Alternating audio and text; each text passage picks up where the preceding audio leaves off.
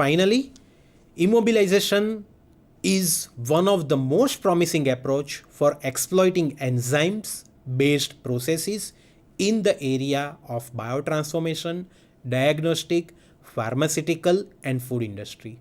Finally, it is in the hand of a researcher or a future microbiologist to utilize this particular technique in a good, better and best manner and produce a utmost result for a society. These are some of the references for the preparation of this particular lecture.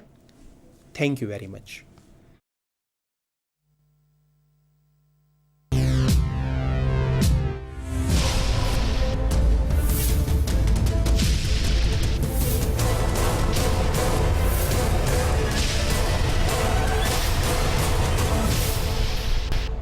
SANDHAN,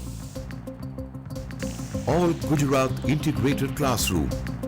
સેટેલાઇટના માધ્યમથી જોડતી કડી એટલે સંધાન.